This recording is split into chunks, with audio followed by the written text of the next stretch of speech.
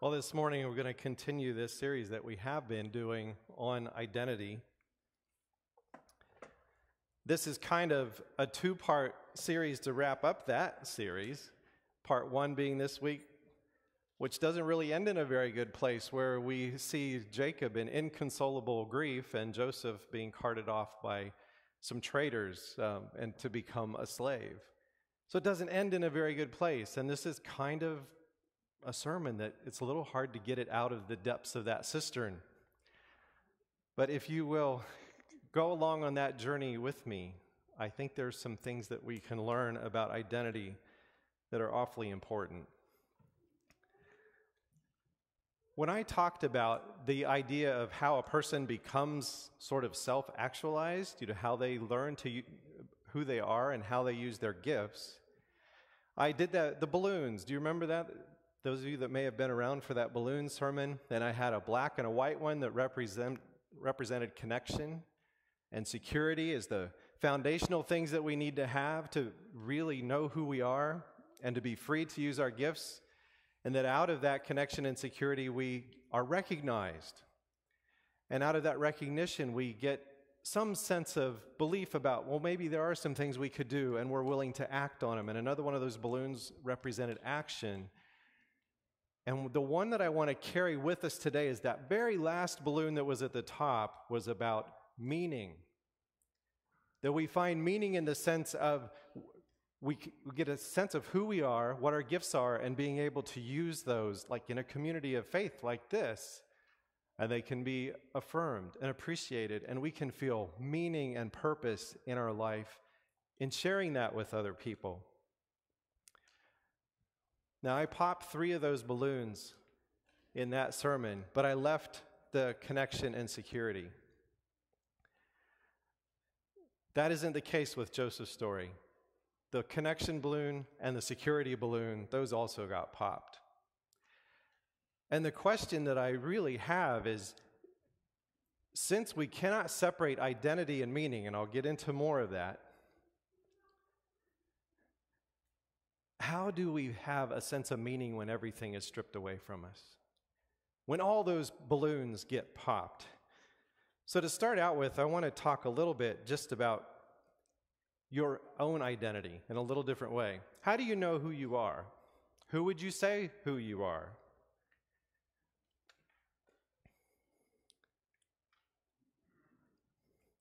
You look in the mirror, you see you, but really, who are you? Carolyn, you're working at this pictorial directory, and I was thinking about this. What if our directory only had pictures with no names at all? How would Jess Engel feel if he happened to be the person you call here to pastor, or any new pastor, and you open up a directory and there's no names associated? So your name is a pretty important thing in terms of who you are, but it's still only a starting point. It's just a photograph until we know the name of the person. And for me, when I come into a church and get to know people in a new way, I really don't get a sense of who they are until I begin to hear their story. And then it becomes much easier to remember what their name is. I want to show you something, a slide here that has to do, this will go forward. There we go. This is another way to look at how we know who we are and how we tell about who we are. And this comes from the Mennonite Conciliation Service Manual that was published quite some time ago, but I think this is still really, really relevant. How would you fill this in? We have those different balloons around there. And some of these things are really, really key to who we are, language being one of them.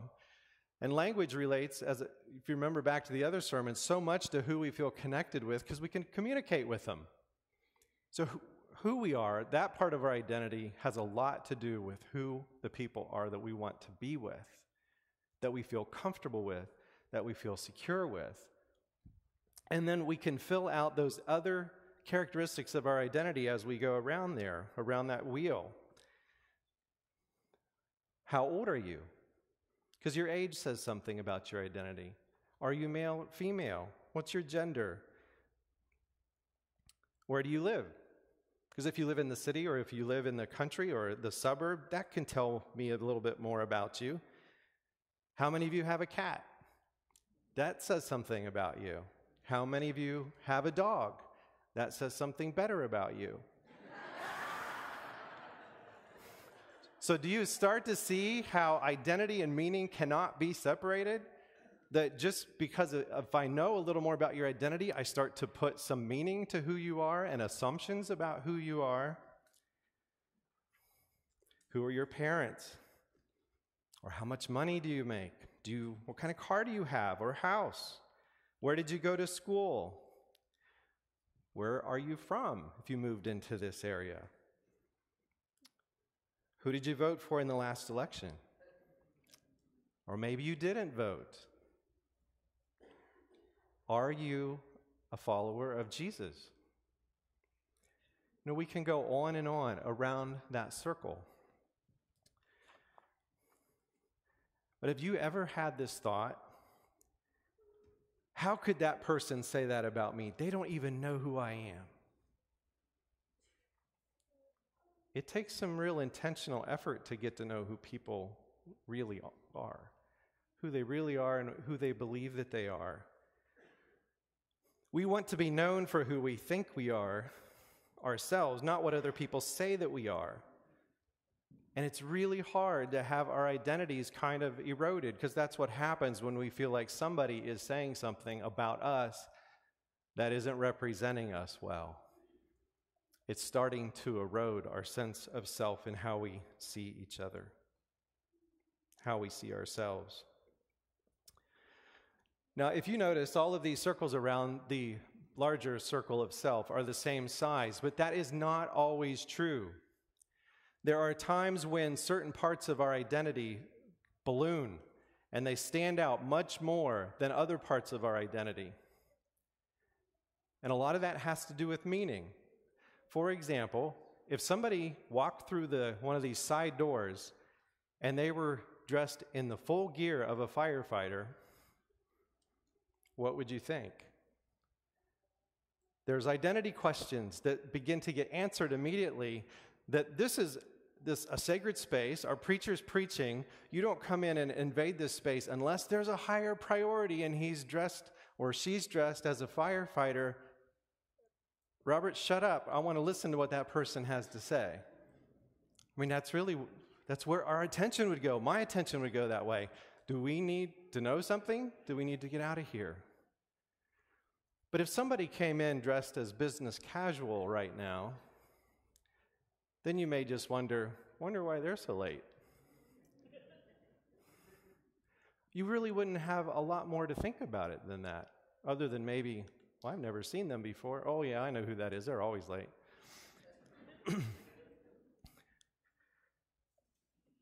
We are meaning-making creatures. That's really the thing that separates us from the rest of the animal kingdom, so to speak.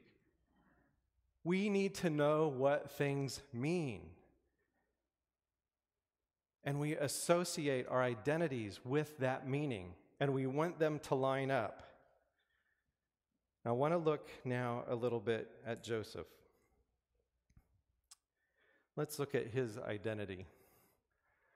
I made a wheel for him that this does not seem to be wanting to. Let's just look at his name for a second. That's really tiny up there. You can't read that very well, I'm sure. But Joseph was named in Genesis 30, verse 24. Rachel, his mom, had been barren. And finally she gets pregnant and has this son, names him Joseph, which means he increases or he adds. Because it was so important for women to feel like they were helping to carry on this patriarchy by having sons for their husband. Because it is interesting, if you look at all the siblings and half-siblings of Joseph, there is one sister, Dinah, but she's hardly even mentioned. She's almost like a footnote. Doesn't get near the prominence in this patriarchal culture that the men do. Rachel also said that, Joseph's name, that God has taken away my disgrace. She had to sit and watch Jacob have children with other mothers, and she was not able to have any, and she felt very disgraced by it. This is not working, so just keep going through this, Sue. As we add to this, his name is Joseph. Let's go on. His language, I'm guessing, was Hebrew, and he's part of a Hebrew faith, but I don't have that up here yet. His appearance, we knew from Potiphar's wife, is that he was a hot guy. He was handsome and well-built. He was 17 years old when he was sold. In the birth order, he was the 12th child of Jacob, but he was the first son of Rachel, Jacob's beloved. That's why that one is so big. This was a huge deal to Jacob, that I have finally had a child with my beloved Rachel. And let's go on. So there's this blended family, because Jacob also had children with, I get some of these names mixed up sometimes, had children with Bilhah, who was Rachel's slave girl, and then also with Leah, who was the sister of Rachel, that Laban had tricked Jacob for working for Rachel and gave Leah first of all to him for a wife, and he had to work another 7 years to get Rachel. And then there was also two sons of Zilpah, who was the slave girl to Leah. This was a big deal for Joseph to be born. So he has this family, one brother, 10 half-brothers, one half-sister, which was Dinah again. He has this reputation, and I am guessing in the community, as this favored son. And then he had another reputation among his brothers, which was he's a tattletale, he's spoiled rotten, he's lazy, and my goodness, is he ever unaware. Because if you know the story of the dreams that Joseph told, he keeps coming to them and saying things like, I had this weird dream that we were out harvesting and we're binding these sheaves together, and all of a sudden my sheaves stood up and all of your sheaves bowed down to me. And then he comes back with another story, and he prefaces it by, listen to me. I have something really important to tell you, that my star was so bright and shining, all the other stars bowed down to me. And they got really, really sick of hearing him. And then we have one part of his identity, a really big part, and I call it the chosen glory, because in our identities, we often do have one particular story that becomes our chosen glory. As a people, we have a chosen glory and often a chosen trauma. As Mennonites, the martyr's mirror is probably both of those. It's our glory and it's our trauma. This was the glory for Joseph, this ornate robe. Go to the next slide. This is one artist's rendition of what this might have looked like, but this robe would have been like a designation of royalty, and part of it was you would never do work in this thing. So imagine how it affected his brothers when he sent to go check on them. This favored brother who gets everything, who doesn't seem to have to work, comes across the field and they see him afar off, and the contempt, they just can't contain it anymore. They just hate him. And that robe, that expensive, beautiful robe is just like the last straw. So when Joseph gets to them, they strip him of his robe. Their plan originally was to kill him, but Reuben talked them down from that plan. Reuben is the oldest. Maybe he felt that responsibility for everyone else like an oldest often feels. But it was Reuben who talked him down, talked the rest of them down from taking his life, and encouraged them, like, let's just throw him into the cistern. And his idea was that he would come back later and get Joseph out of this cistern. That's a violent scene. To have his robe ripped away. Can you imagine what that would be like to be next to that happening? Have a living human being thrown into a pit. It's fairly traumatic. I remember being at a festival one time in Columbus, Ohio, that would have had somewhere between 200,000 and 300,000 people there together. And we were so packed together, there was no way to escape. When a fight broke out, like right there, All of a sudden, people are swinging fists at each other, and we're so packed shoulder to shoulder, you're just hoping it doesn't spread this way. And I remember the adrenaline rush from that when it finally stopped, and the relief that I felt, because I had my kids with me. Joseph's brothers sit down and eat. That's the next verse. They throw him into the cistern, and then they sat down to eat. And like, what is going on with them emotionally? Do they not realize this at all, what they're doing? Now, I want to go through what happens here.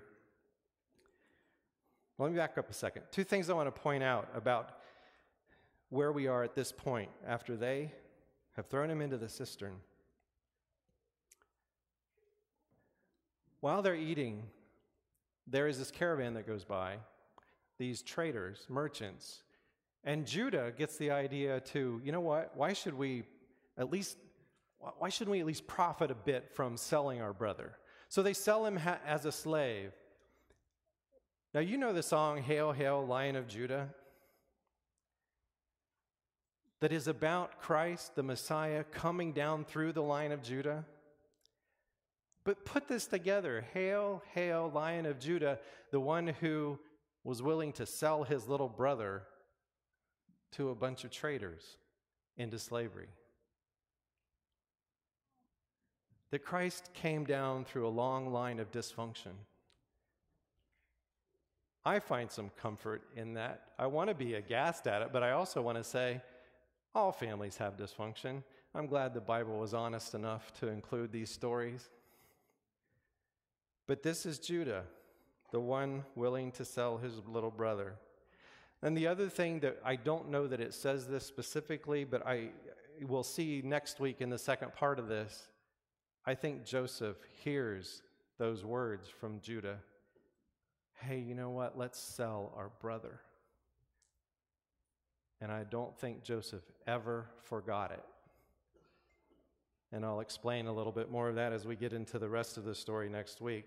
So they did this all for 20 shekels of silver, which would have been the average price of a slave. So if they divide that up, they're getting about 2 shekels each. Now, 22 shekels during the Persian period would have been what you needed to live for a year as a household. So perhaps each one was getting maybe a month's wage, perhaps as little as $400. That's not much money for trading a human life. Now, I want to show you visually how Joseph's identity gets stripped away. As you look at this, we put this together earlier, but now as he is carried off by these traders, by these merchants, he's not the tattletale anymore. He's not around. His voice has been silenced. Nobody who comes across Joseph is going to even wonder about his family. The robe is gone. That was shredded and tattered and then had blood spattered all over it to make it look like he doesn't exist anymore, that he was killed.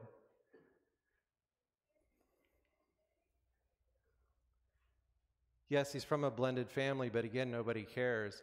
And nobody will care one bit that he was the beloved son of Jacob's Rachel, which gave him such a favored position. So this is all we have left. They can see that it's Joseph, that he's a Hebrew, that he's well built. He'd probably make a really good servant in a household because he's handsome and he's young.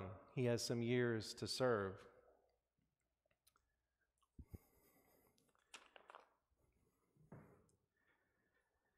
This story about Joseph and his brothers is one of many mirrors. There's ways in which we see glimpses of ourselves in this story as we go through it. And it can be kind of hard to face it sometimes. We have different types of identities that we lose sometimes, a lot like this. And the main identity that Joseph gets now is that he's a slave. That's the prominent one. That's what everybody cares about. He's a slave, and is he for sale? I'd be interested in buying him. to serve in my household. But we have these same kind of things. We have stinging words that are spoken to us or said about us. We never forget that last day on the job or that first day alone. Perhaps a difficult review or an event that changed our life. We have things that happen to us that kind of shake us to the core because we don't know what that means. We're experiencing something that is not who we are. That's not who we thought we were going to be.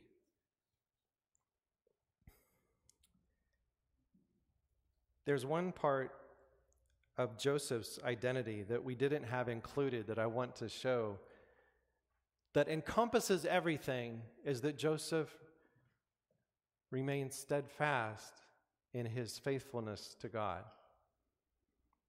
I'm sure he didn't do it without questions, but he held on to that part of his identity in spite of how everything else had been stripped away from him. He believes in the God of Abraham and that he is heir to the promise. He's heard that over and over in his life. Can we rely on our faith to help us get through when we aren't quite sure what the purpose of our life is? When we started down a path, we were sure it was of God, and then our dreams were never fulfilled, or maybe they were taken away. I think of young women who long to be mothers, or somebody who's had a dream of owning their own business and does and experiences some success, but then events beyond their control take it all away.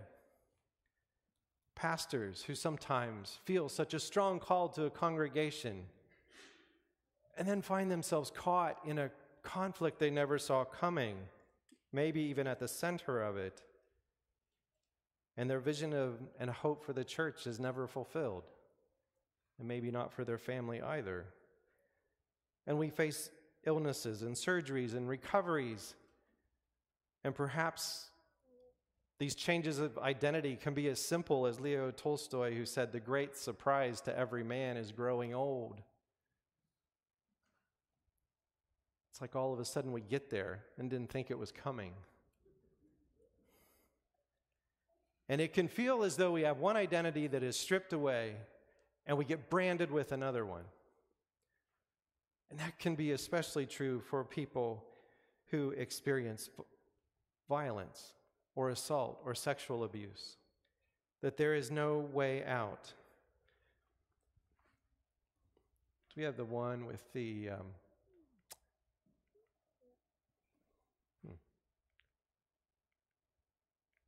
this one? These words by Andrew Lloyd Webber, "From close every door," is sometimes where we can find ourselves. Close every door to me, hide all the world from me, bar all the windows and shut out the light. Just give me a number instead of my name. Forget all about me and let me decay. I do not matter, I'm only one person. Destroy me completely and throw me away.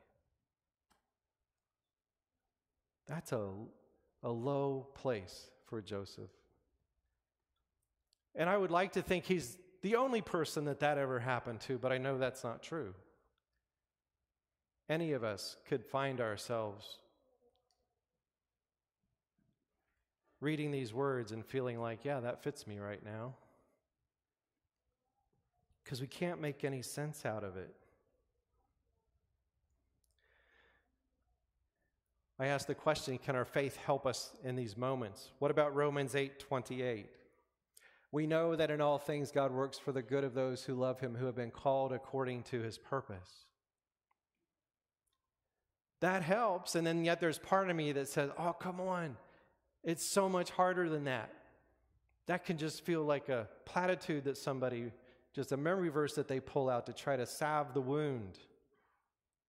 We develop ways of coping to hide the real us sometimes, that we really want to share ourselves, but we won't risk getting burnt again. And we know what it meant the first time, so who says it won't mean the same thing the next time? See, we associate meaning with even what we're thinking about doing next. And we can be very tempted to just resign ourselves from life and wait for the end.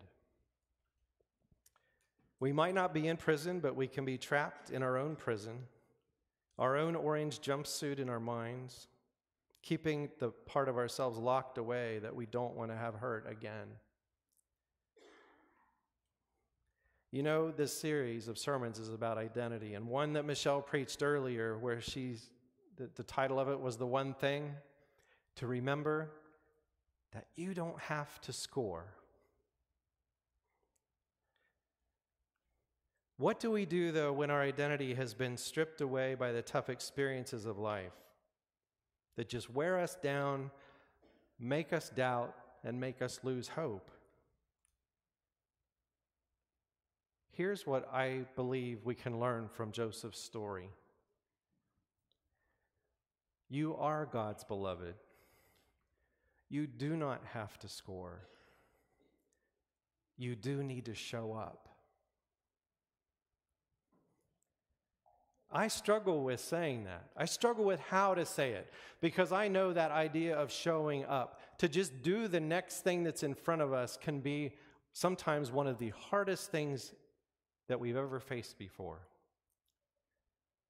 But in this coming week, I would like you to read the rest of this account, going through the Genesis later 30 chapters, and I think it goes on through 45, the Joseph account.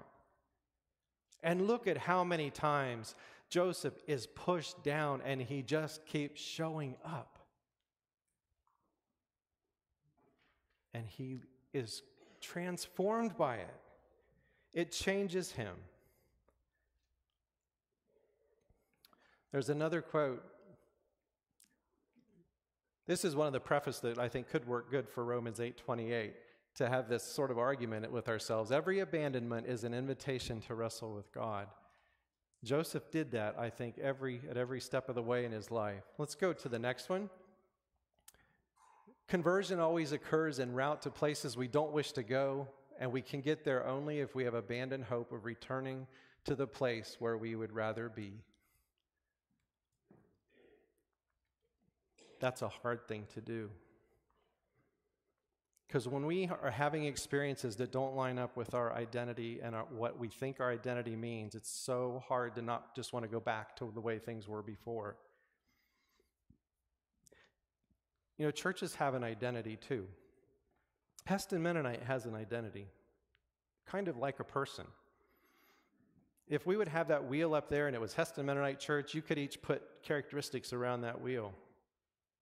Right now, there's one on the side of that wheel that says KIPCOR, the Kansas Institute for Peace and Conflict Resolution, that they're engaged working here. What does that mean to you for Heston's identity? It could mean, oh dear, this is like having the firefighters show up. Can we just put this out as soon as possible and move on? Or it can also mean we've had some brokenness in leadership, and we need some help to figure out what that all was and to find a way forward so that we can be a healthier person as we go forward. And that's going to mean different things to people. But I believe part of one of the things that Heston Mennonite struggles with at this point is that you're trying to make meaning out of that, but you don't know the whole story. How many people have I had come to me to say, we don't even know what's going on? On April 7th, the council is planning for that Sunday during the Sunday school time to have a bit of storytelling, to try to put this in front of the congregation that this is kind of what happened.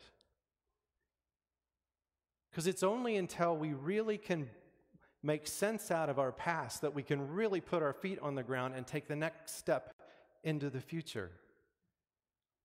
That is showing up.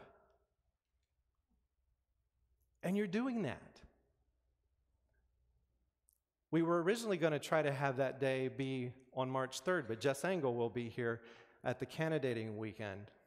And if I were Jess Engel, I would want to know that you understand where you've been in the last 2.5 years, and that you know how it has shaped you and changed you, and that you know where you're going to go next. And Jess, would you like to join us? That is showing up. You have to continue to be the church. That March 3rd weekend is showing up. And then when you get to that April 7th time, hopefully it will be a time when we can begin to put the story together for everyone so that you can know where you are headed.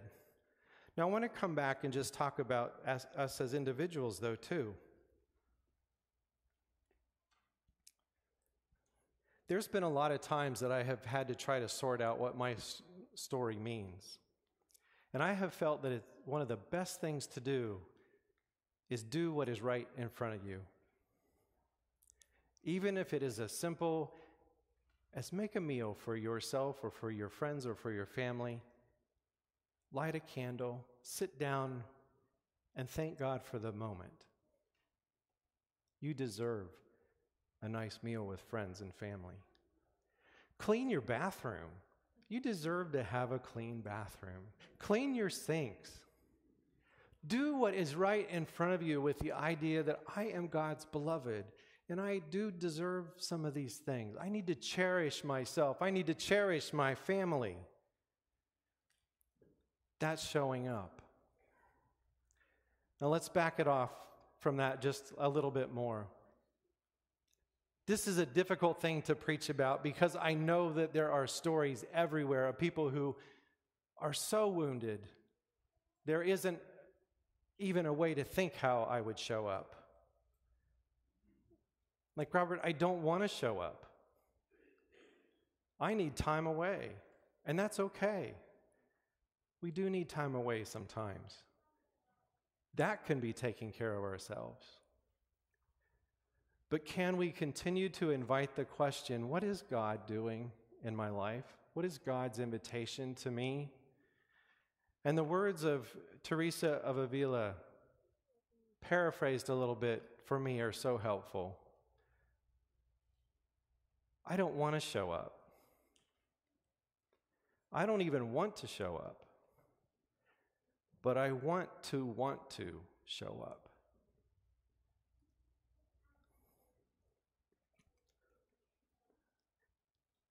I remember once after a really tough turn of events, one of my favorite people to talk to was Wally Jantz. And so I was talking to Wally, and he made this comment, and he did it in his sort of, Wally's wry sense of humor. He could make fun of something and be dead serious at the same time. And he said, Robert, when things get really heavy, even a big truck can get broken down.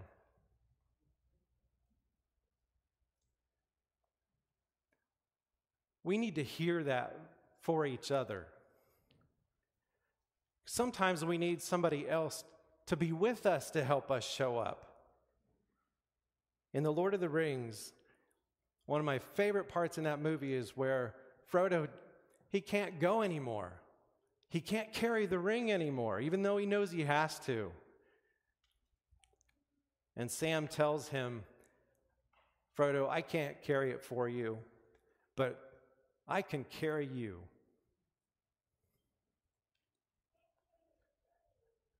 That is also showing up. So here is my plea for Heston Mennonite. Let's show up together. Shall we? Because I believe that when the children of God show up together, that's when God changes the world. And we might just discover in a whole new way who God is calling us to be in these moments.